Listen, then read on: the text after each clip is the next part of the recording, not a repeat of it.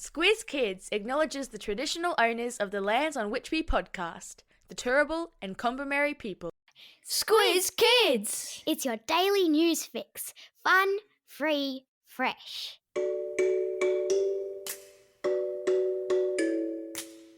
Hello and welcome to Squiz Kids Today, your fresh take on what's happening in the world around you. I'm Bryce Corbett. It's Monday, August 12. In Squiz Kids Today, Paris Olympics go out with a bang. Tahiti's photobombing whales. Queensland's sneaky crocodile. And the science of bin chickens. That's what's making news, kids style. The Lowdown. As you wake up this morning, the closing ceremony of the Paris Olympics is taking place, and the door closes on Australia's most successful Olympics ever. Carrying the flag on behalf of the 461 Australian athletes who have so successfully represented us on the world stage were backstroke queen Kaylee McKeown and sailing gold medalist Matt Wearn. Both were chosen because they had gone back-to-back, which is a fancy sporting way of saying that they had won gold at the Tokyo Olympics for their event 3 years ago, and then backed it up by winning gold again in Paris. And in the case of Kaylee, doing it in not one, but two individual events. Amazing. Performing at the closing ceremony, which is still happening as we press publish on this podcast this morning, were Billie Eilish, Snoop Dogg, of course, and California band the Red Hot Chili Peppers. And that's because the host city of the next Olympic and Paralympic Games in 2028 will be Los Angeles in the United States, the home of Hollywood and entertainment capital of the world. Cannot wait. Paris has been a remarkable Olympics for Australia, dominated by the medal-winning efforts of our female athletes. Go girls! And at the end of the Games, the medal tally looked like this. The United States at the top of the table with 40 gold medals and 126 medals overall, closely followed by China, also with 40 gold and 91 medals overall, with Japan in third position with 20 gold medals, and sitting pretty in fourth place with 18 gold, 19 silver, 16 bronze and 53 medals overall, Australia. Not bad, given that we're a country with a population of only 26 million, compared to the United States, who has 333 million people, and China with its 1.4 billion people. And if you thought you were going to get any sleep, think again, because the Paralympics begin on Wednesday, and that will be a whole new level of inspiring.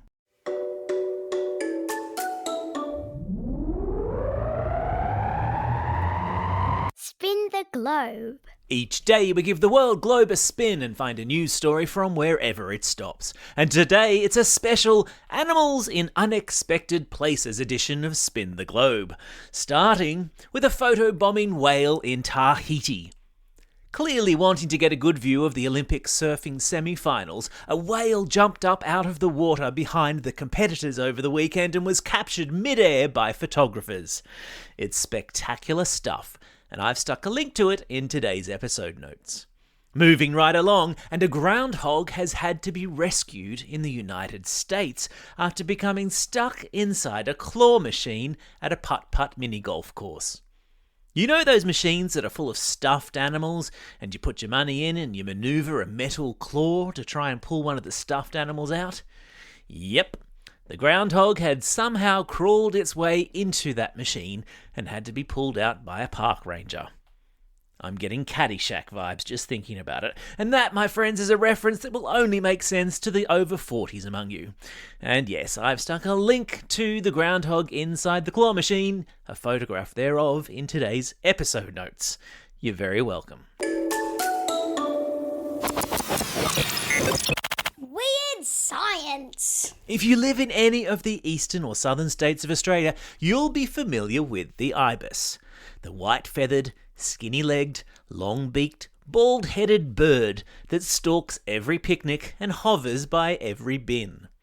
Well, it turns out they're not called bin chickens for nothing, with a scientific study finding that ibises like to build their nests and have their babies within close proximity to rubbish tips.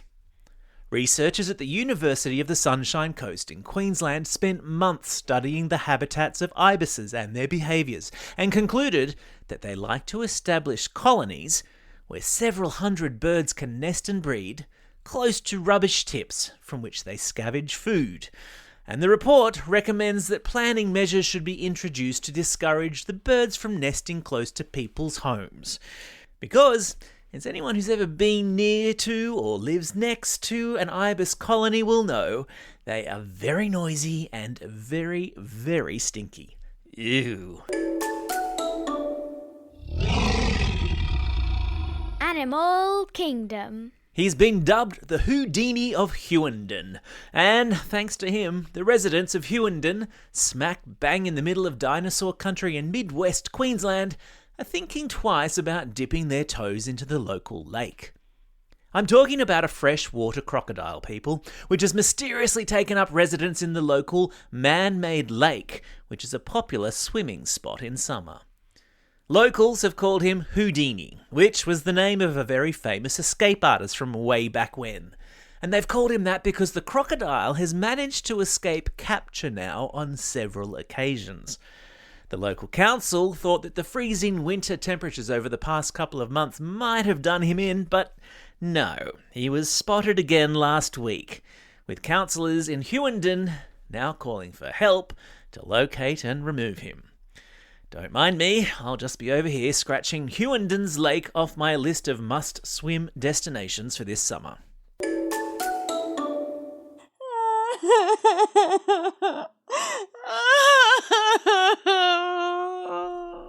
Ah yes, do you hear that? That, my friends, is the sound being made by parents all over Australia as they realise Book Week is fast approaching and they haven't yet worked out their kids' costumes for the school parade. Well, because we love Book Week as much as the next parent, we're launching a competition for the best outfits.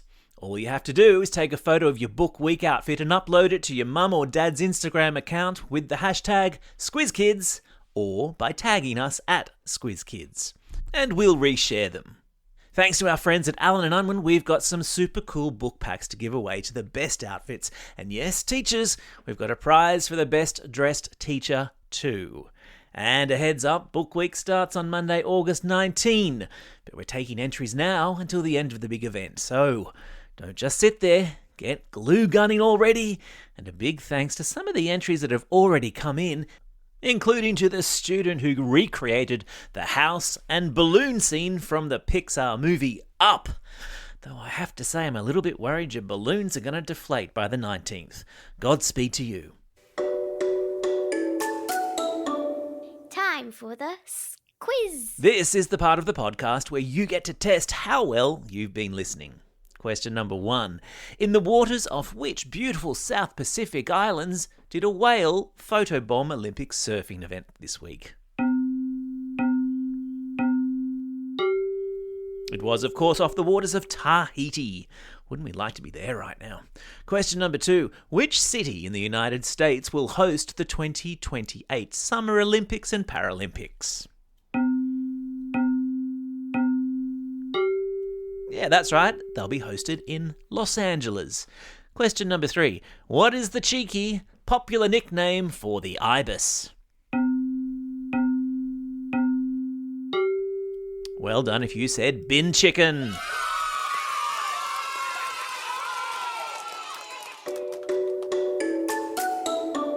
Shoutouts. It's Monday, August the 12th. Today is World Elephant Day, which is just awesome, because elephants, I have to say, are one of my favourite animals in the world. It's also a special day for these Squiz kids celebrating a birthday today and tomorrow.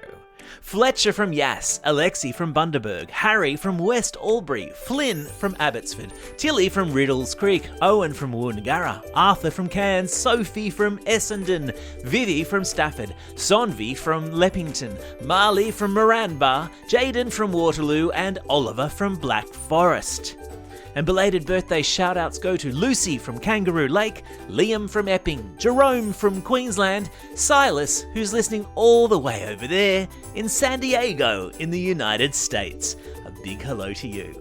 And today's classroom shoutouts go to Class 5-6A with Travis at Abbotsford Primary School in Melbourne, Class IBIS 2, oh how funny, with Mr. Ganella at Coolungop Primary School, Class 3W with Mrs. Weatherhead and Miss Nicole at Pacific Pines Primary on the Gold Coast, Class G7 with Miss Peacock and Class L8 with Mrs. Coffey and Mrs. Trigg at Highgate Primary School in Perth, and lastly, the Year 4 classes with Mrs. Dorr, Miss K and Mrs. V at St Agnes Primary School in Mount Gravatt. Don't forget, if you've got a birthday coming up and you want a shout out, or if you're after a classroom shout out, drop us a line at squizkids@thesquiz.com.au or fill out the form on our website. Well, that's all we have time for. Thanks for listening to Squiz Kids today. Just in time for Book Week, we'll be back again tomorrow with a fantastic Squiz Kids shortcut on Roald Dahl, the author of such awesome kids classics as Charlie and the Chocolate Factory and James and the Giant Peach. You don't want to miss it. In the meantime, get out there and have a most excellent day. Over and out.